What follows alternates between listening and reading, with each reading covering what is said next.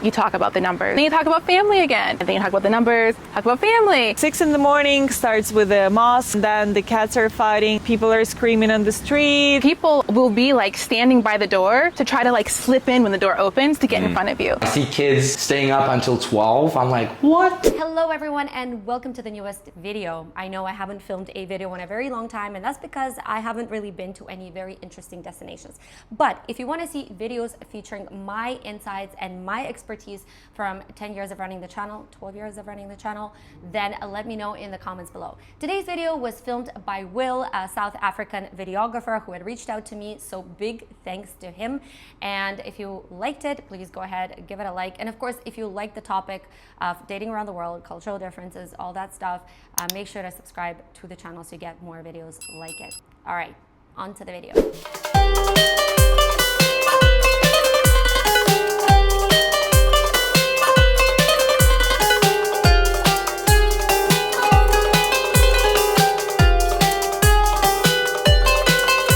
What's your name? Where are you from? And how long have you been living in Turkey? So my name is Nicole.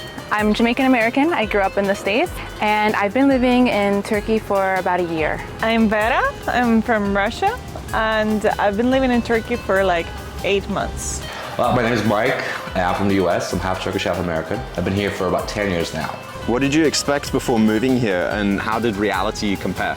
Well, I wasn't really planning to move to Istanbul ever, and I just came here in my first day. It hit me. It was a love from the first sight, and I actually expected it to be very big, very chaotic, very alive. That's what I felt, and I think that's what caught my attention. And it turned out to be exactly like this. It's very loud, it's very chaotic, and it's full of life. I would say my original impression of Turkey was that it would be very conservative and like religiously conservative. And I found it to be actually much more secular. For instance, like when it comes to dress as a woman, you know, I thought I would probably be in the minority as far as like being uncovered. And I find here that most women my age, older, younger, we're all dressing like pretty much the same. Like it was more contemporary than I thought it would be. And it was so much more friendly than I thought it was going to be. What are some of the biggest cultural shocks you've experienced? Some of the biggest culture shocks. I mean, honestly, some of them are like very cute and endearing. Like here specifically, I'm living in Antalya, and I think of Antalya, yes, it's one of the larger cities in the country, but it is also just like, in my mind, like a big village kind of feel. I've lived in cities like Barcelona, and I've been in like really big cities where you have to, in Lima, where you have to really watch your belongings, right? And I was on the bus one day and I had like a bunch of shopping bags in my arms, and my phone had fallen out of my pocket onto the floor of the bus. And one of the aunties, the Turkish word is like teyze, so one of the teyzes, she had just like picked up my phone, put it back in my jacket pocket, zipped my pocket, and took 2 bags out of my hand. And we just rode together like this until her stopped and she handed them back to me. And it was just the sweetest thing. And that is something that like I would never conceive of happening in the States either. It was just like so crazy and kind. Well, definitely hospitality here. I didn't think Turkish people would be this welcoming towards foreigners, especially considering the conflicts, you know, between other countries and Turkey. Everybody always talks about how friendly Turkish people are, but in reality, I thought it was going to be the opposite. Like, because you know, as an American, you would face some maybe racism or criticism, but not really. Nobody really talks about that.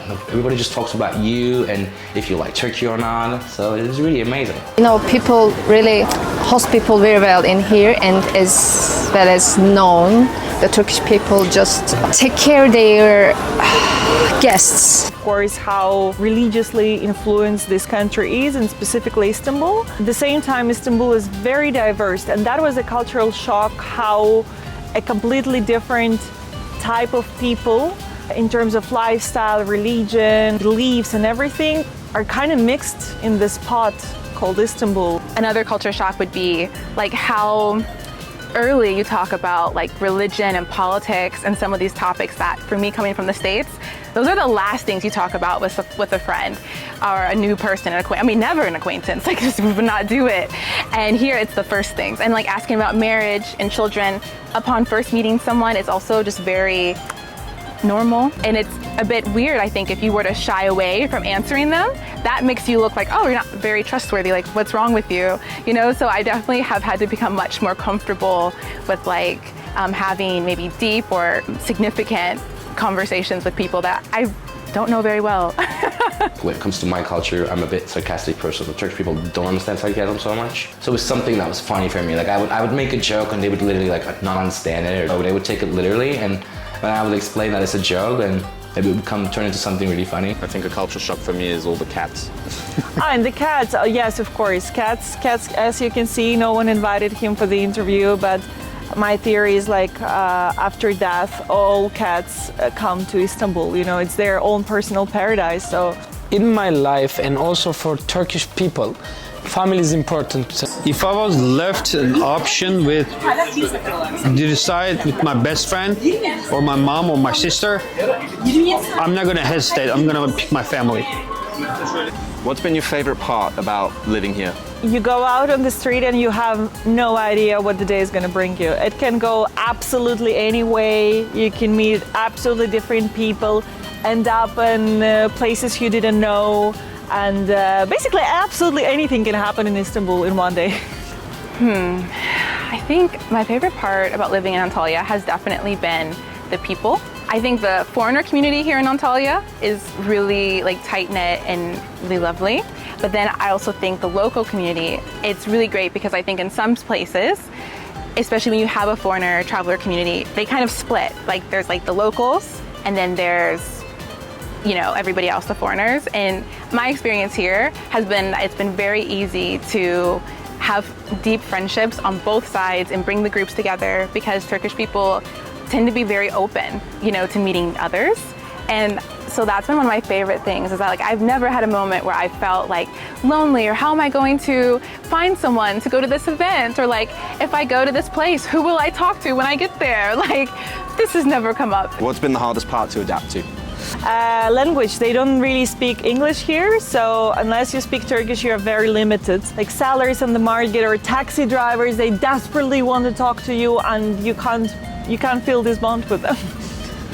Or you cannot argue with them. That's also another thing I would love to do sometimes. It has been challenging for me to adjust to, I guess, the other side of that coin, which is that with people being very open and very welcoming, is also my sense of privacy has been encroached upon on different times, whether it comes from neighbors asking what I would call as intrusive questions or people that I don't feel I know very well making comments on my personal life or something. Or there's also a bit of a gossip culture here, so the talking about that for me has been challenging to adjust to. Yeah, I'm just oh my gosh, people are up in my business, Previous apartment building that I was living in, it was a smaller building, loved the building, great neighbors, all this good stuff, but I knew I was going to have a male friend coming, platonic friend coming to visit and stay, and I was having a cousin come and stay, and I already knew it was going to be the talk of the building, so I tried to be proactive, and before he ever came, I was already talking about how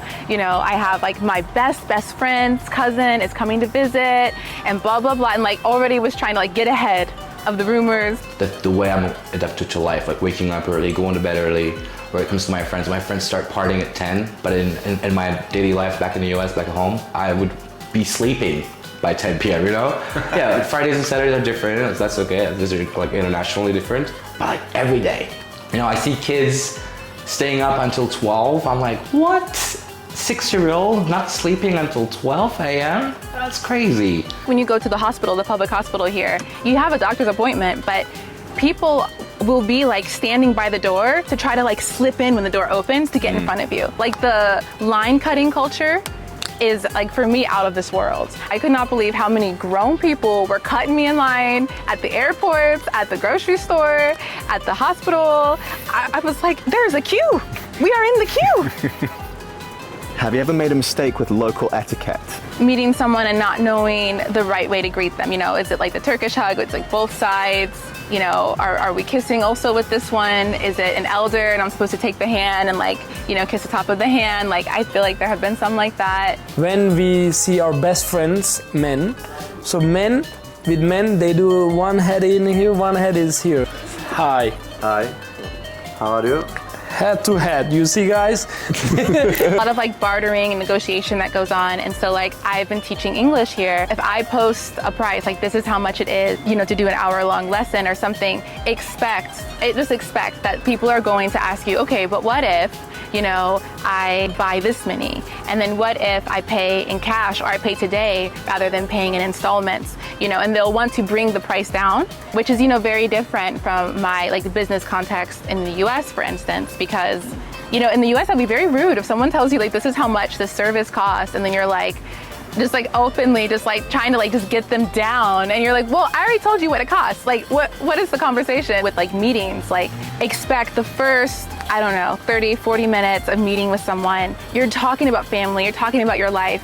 Yes, you're there to talk about business, but you do not talk about that at first. You're gonna sit down, you're both gonna have some chai, you know, some tea, you're gonna eat something, and you're gonna just get to know each other before you get into the numbers. And then eventually you talk about the numbers and everything, and then you talk about family again, and then you talk about the numbers, talk about family, and then you make your agreement. Just respect the elderly people. If you are in a bus, just give them your place, your seats to them.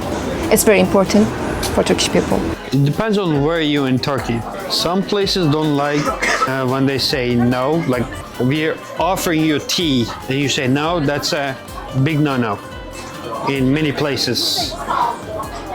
Or when you chew gum in Turkey at night, that's a big no-no. What's something you initially struggled with but now find completely normal? I actually struggled a lot with finding my routine because the city is so chaotic, so sometimes it gets overwhelming. You're getting out on the street and I didn't know where to go, you know, and I got sometimes even anxious or panicky.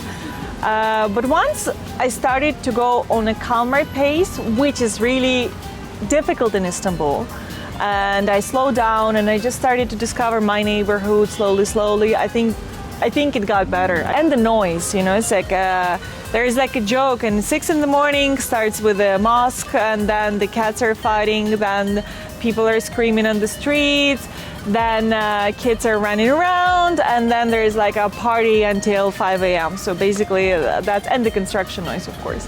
So you get adapt to sounds that are constant and they never end. I think it's the letters U and U. I really wanted to like become more fluent, like fluent Turkish, but the letter U and U were so difficult to pronounce. Well, okay, so for instance, I shared like about like some of the gossip culture and people kind of being in your business, or how I perceive somebody is in my business.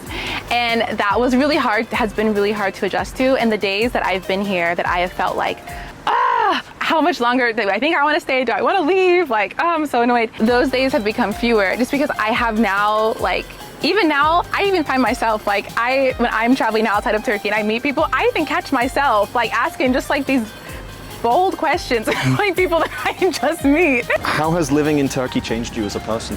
Funny enough, it really allowed me to slow down and listen to myself, because when you're in such a huge country and such a huge city, it's almost like it doesn't leave you choice but face yourself. I've become more patient, for sure. I think when you live in a context that's so different from your own, you have a few options, but I think the most joyful one is to become patient with yourself and with other people. The bureaucracy here and the systems and how they work or they don't work has just made it to the point that I just am much less like flustered by things not going my way and not going my way the first or second time. I've just become much more like creative in my problem solving and flexible and how I imagine like what a good outcome would look like. So instead of thinking about life like, okay, I've got plan A and I've got plan B and I've got B2 and plan C, like I just think about it now just more like open, like this is an array of positive possibilities. I would say it actually broadened my horizons. Like I understood that, you know, sometimes we have biases. Okay, you think when you meet a Turkish person they're gonna be this or that, like this Muslim or that radical thing or this ideology or that thing, but it's not like that. You can meet a lot of variety of people, like a different variety of people here. If you could give one piece of advice to someone moving to Turkey, what would it be? Definitely get used to people offering you food all the time. They're not gonna let you leave their house without a bite. Like especially the mom, like the middle old ladies. If you have friends and like, you want to go to their house and they end up hosting you, they will feed you eternally. Like they will not stop feeding you for a moment. Yo, bro, no. Be ready for anything. Just be ready. Be ready to noise, be ready to taxi drivers, be ready to people, very nice people and also very sketchy people. Just be ready that it's gonna shock you in many different ways. Embrace the reality that there will be contradictions or things that feel contradictory to you, and know that you're gonna live like in this paradoxical space. Turkey is really interesting. I mean, geographically, it's, you know, spread apart, a couple of continents. It's in between, you know, you have like the Arab world, and then you've got the Balkans also right around us here, and then you have Europe right there, and it's just like this interesting bridge. And so there's just a lot of cultural and historical influences that like make the society here what it is, in a beautiful way, in a great way, but also in like a really complex way. Hospitality and the kindness, and that's something I love about this place. But then at the same time, this has been a rental market and a landlord-tenant dynamic that I have never seen. It is ruthless.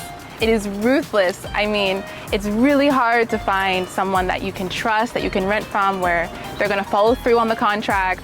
They're going to, you know, they're not gonna do you wrong. You know, it's a very contentious dynamic. And so like that for me was another huge shock. Like I had never had so much drama with the landlord in my life until I came here, and feeling like I was having to fight and also fight from being taken advantage of. I was like, wait a second, like, what is happening here, you know? And so I had weeks where I was like, how is it that in the same place that an auntie is putting my phone in my pocket and not taking it to hawk it somewhere in the city and make some money, how is it that like someone is doing this for me, and then at the same time, someone that I entered into a formal agreement with is like trying to take advantage? So yeah, I would say my advice would be to just know that you're gonna have to hold things in each hand that are gonna feel completely opposite, and they can both be valid and both be true.